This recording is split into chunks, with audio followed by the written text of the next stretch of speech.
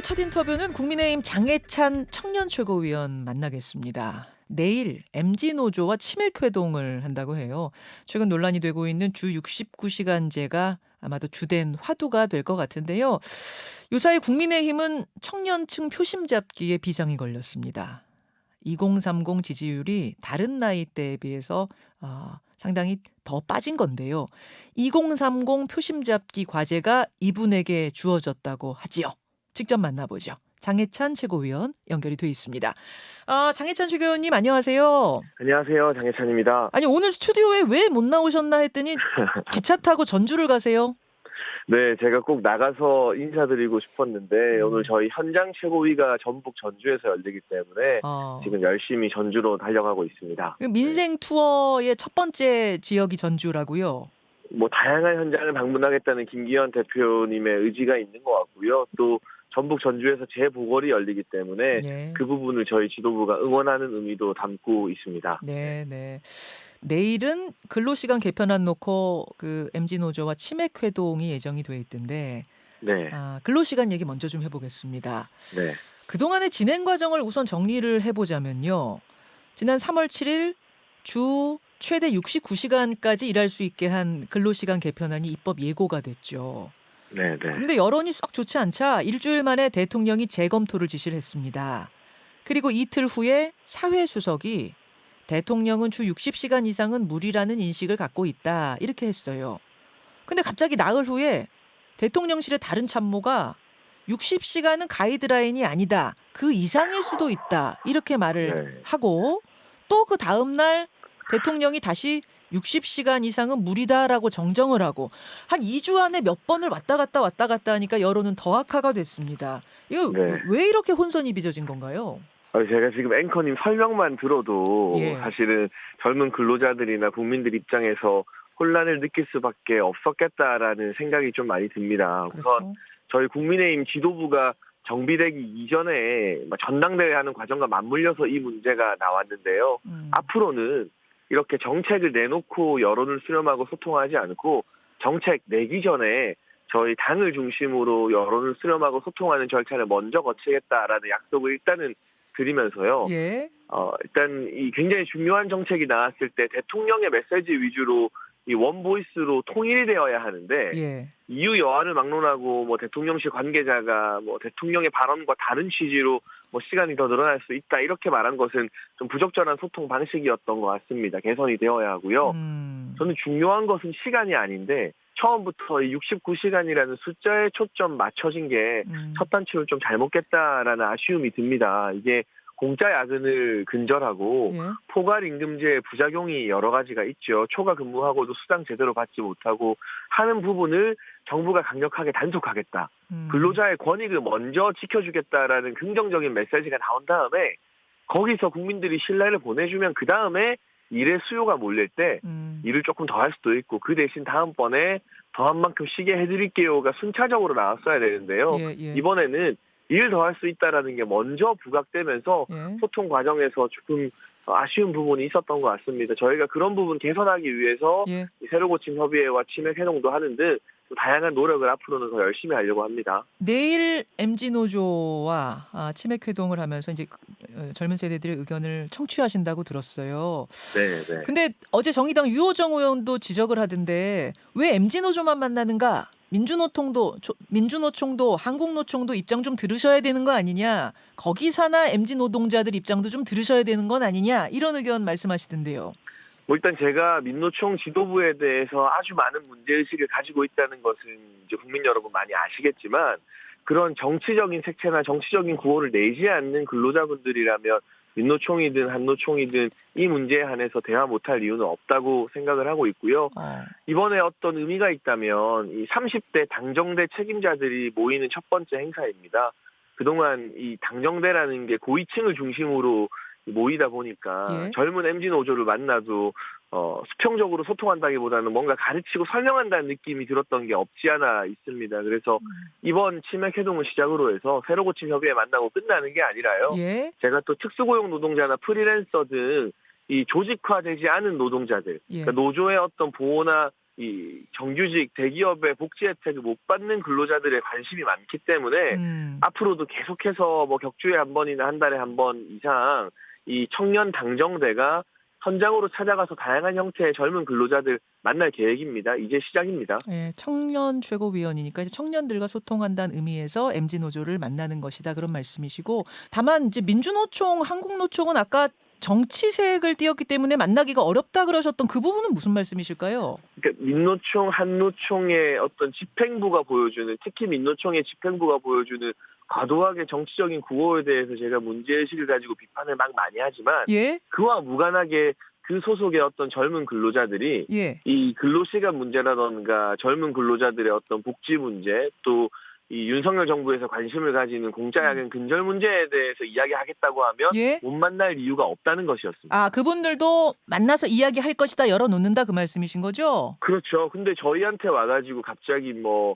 이 한미동맹 해체나 여러 가지 정권 퇴진 이런 이야기하고 지금 많이 문제가 되고 있는 민노총 간부들의 어떤 대공수사 간첩 혐의들 막 이런 이야기하면 저희가 만나는 게 어렵지만 그 부분에 대해서 저도 비판을 하지만 예. 또 근로시간 문제에 대해서는 다른 차원으로 그냥 터놓고 이야기할 수 있잖아요. 예. 그런 부분에 있어서 그분들이 열린 마음 가지고 있으면 저도 못 만날 이유 없다. 언제든지 만날 수 있다고 생각합니다. 이게 최대한 좀 많이 들어야 많이 듣고 나서 정책이 나와야 이번 같은 혼선이 줄어들 수 있기 때문에 저는 뭐 선택적이 아니라 최대한 많은 분들 만나서 당 지도부가 의견 청취하셨으면 좋겠다 이런 생각이 들고요. 예, 당의 정무적 기능이 강화되어야 한다라고 저희 용산 만찬에서 대통령님께서도 당부를 하셨는데요. 예. 앞으로는 이 정부 부처에서 정책 내기 전에 당과 상의하기로 지난 당정협의회에서 좀 끈끈한 약속을 했고요. 당에서 먼저 여론소통과 이런 정무적인 스크리닝 기능을 강화해야 할 것 같습니다. 알겠습니다. 민주당에서는 주 4.5일제를 추진하겠다 이런 계획을 내놨습니다. 주 4.5일제를 도입한 기업에게는 인센티브를 주는 법안을 다음 주에 발의한다고 합니다. 이건 어떻게 생각하세요? 네, 마찬가지로 지금 이 근로시간 유연화 법안이나 방향에 대해서 예. 젊은 근로자들이나 많은 분들이 좋은 취지인 건 알겠는데 실제로 현장에서 이번 달에 많이 일했다고 다음 달 더 쉬는 게 불가능하다라는 이야기를 하신 거잖아요. 그렇죠. 주 4.5일제도 좋은 취지일 수 있겠으나 그 혜택을 볼 수 있는 게 소수 대기업에 국한될 거라고 생각을 합니다. 그러니까 뭐 저희도 아쉬운 점이 있었지만 그렇다고 민주당이 이걸 기회 삼아서 숫자로 국민들이 현혹하려고 하면 안 되는 것이고요. 지금도 현장에서 야근을 하거나 초과 근무를 하고 수당을 제대로 못 받는 부분, 그리고 최근에 여론조사 보니까 20대, 30대일수록 오히려 연차를 더 못 쓴다는 결과가 나오더라고요.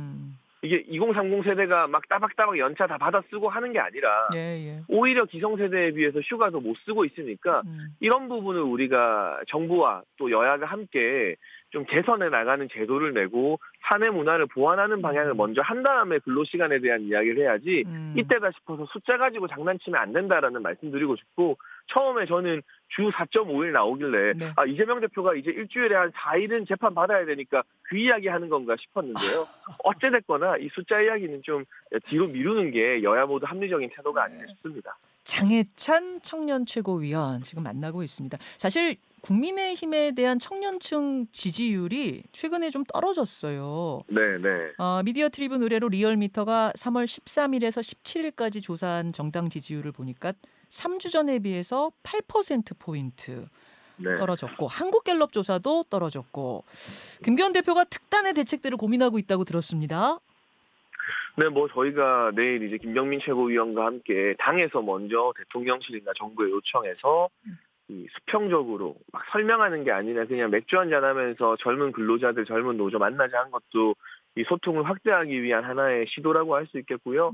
다양한 방안이나 정책적인 것 준비하고 노력을 해야 되는데 무엇보다 이게 좋은 정책이니까 받아들이세요라고 하는 태도가 아니라 윤석열 대통령도 최근 국무회의에서 정책 홍보의 중요성을 많이 강조하셨다고 한 것처럼 수용자 입장에서 국민이나 이 정책을 받아들이는 분들 입장에서 먼저 생각하고 먼저 검토하는 그런 노력을 당도 정부도 더 많이 해야 될 것 같다는 생각이 듭니다. 왜 떨어졌다고 보세요? 갑자기.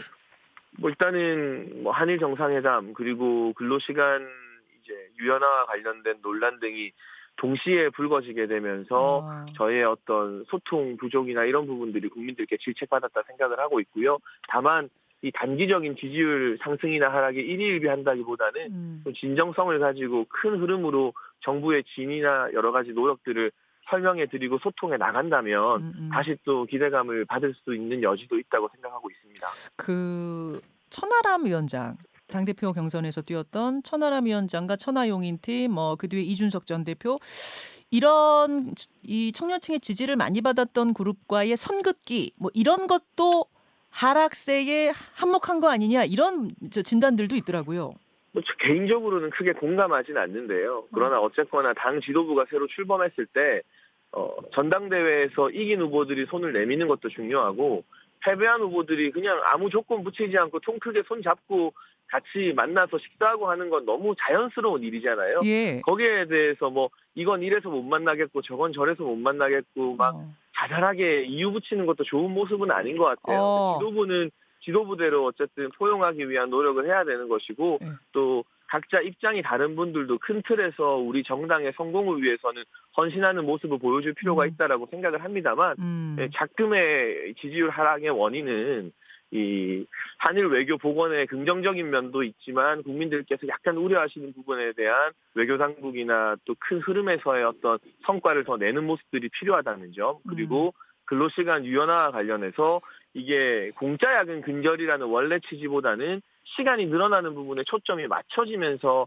조금 국민들의 어떤 불만을 불러일으키는 점 등이 훨씬 더 주요한 원인이라고 생각하고 있습니다. 천하람 순천갑 위원장하고만 김기현 대표가 아직 못 만나셨어요. 안철수 후보, 황교안 후보 다 만났는데 만나긴 만나세요?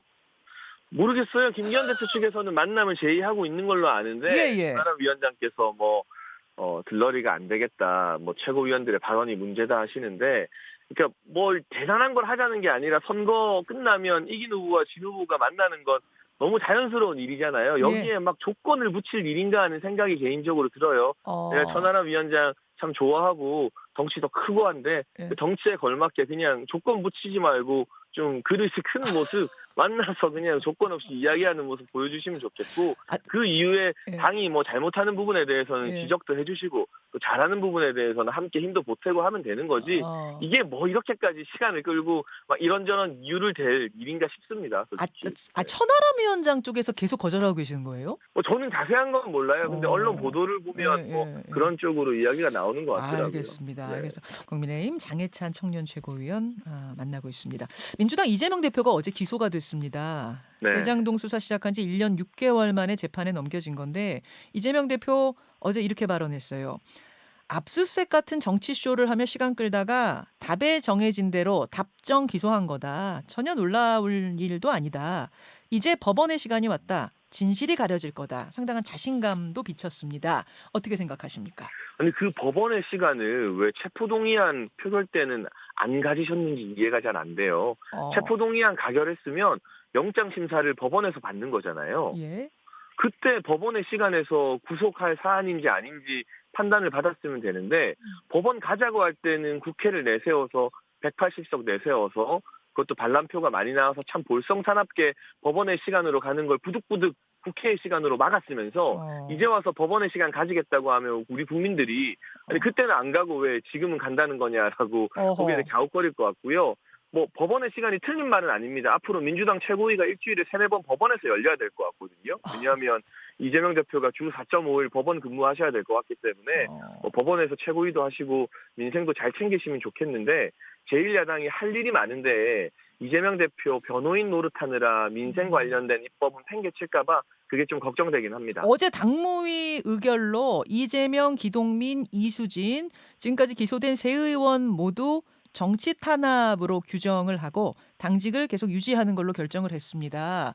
정치 탄압이라는 것에 대해서 민주당의 대다수가 동의한다. 이건 어떻게 보세요? 그 당무위 60분 넘는 분들이 만장일치로 정치 탄압 결정을 했다고 하는데, 이런 정도 사건에 만장일치가 나오는 게 더불어민주당 당무위인지 공산당 인민회의인지 좀 헷갈려하는 국민들이 많을 것 같아요. 이게 어떻게 만장일치가 나올 수 있는 사안인지 개인적으로 납득이 잘 안 되고요. 아시겠지만 외부 위원이 포함된 윤리위에서 의결하게 된 것을 지난해 당내 당무위가 의결하도록 꼼수로 당원을 바꿨죠. 그러고도 모자라서 당원 80조를 아예 없애버리려다가 역풍 맞고 그냥 가만히 있는 건데 일단 물리적으로 이재명 대표가 주 3회, 4회 재판받으면서 정상적인 당무 수행을 할 수 있을지 그 부분에 대한 민주당의 고민이 시작될 것 같고요. 뭐 저희는 국회의원 특권 내려놓기를 주장하는 입장에서 불체포 특권을 포함해서 이 수사기관의 정당한 기소나 법원의 재판 과정에 대해서 당대표나 정치인이라고 해서 특혜를 받는 일은 절대 없어야 한다라는 원칙을 계속 강조하고 싶습니다. 그 이재명 대표가 자신감을 보이는 근거가 뭐냐 하면 4천억 넘는 배임을 했다라는 게 주요 혐의인데 대체 그래서 뭘 받았느냐 이재명 대표가 이 부분을 검찰이 끝내 못 밝혀냈다는 거예요. 428억 원 저수지론을 폈지만 끝내 한 자도 넣지 못했다. 이런 이제 어떤 근거가 자신감의 바탕이 된 것 같은데 어떻게 보십니까? 그 화천대유 천화동인 1호 소유와 관련해서는 추가 수사 통해서 아마 보완 기소가 될 거라고 생각을 하고 있고요. 박근혜 전 대통령 국정농단 판례와 제가 이재명 대통령 이 천화동인 대장동 케이스를 참 많이 비교하게 되는데요. 이재명 대표, 예. 네, 실제적으로 자신의 계좌에 뭐 1원이나 10원이 들어오고 말고가 중요한 게 아니라 경제 공동체나 정치 공동체가 처음부터 부당한 목적으로 불법적으로 뭔가 어떤 재원을 마련했다면 그 자체로 처벌 대상이라는 게 박근혜 전 대통령 재판에서 대법원 판례로 남지 않았습니까? 예, 예. 그 케이스를 적용해 보면 이재명 대표도 이 대장동뿐만 아니라 위례나 성남FC 후원 등에서 빠져나가기 어려울 것이다. 특히 쌍방울 대북 송금이라는 아킬레스건도 남아있다라는 말씀을 좀 드리고 싶고요. 다시 한번 말씀드리지만 그렇게 자신 있으면 네. 체포동의안을 법원에 가서 한번 영장 심사 받으면 되는데 그때 참 창백하게 하얗게 질린 얼굴로 어떻게든 체포동의안을 부결시키려고 애썼던 모습을 우리 국민들이 떠올려 보면 이재명 대표가 자신감이 있다라기보다는 초조하다는 데 많이들 동의하실 것 같습니다. 여기까지 오늘 국민의힘 청년 최고위원 장해찬 최고위원의 의견 들어봤습니다. 장 최고위원님 오늘 고맙습니다. 감사합니다. 김현정의 뉴스쇼는 시청자 여러분의 참여를 기다립니다. 구독과 좋아요, 댓글 잊지 않으셨죠? 알림 설정을 해두시면 평일 아침 7시 20분 실시간 라이브도 참여하실 수 있습니다.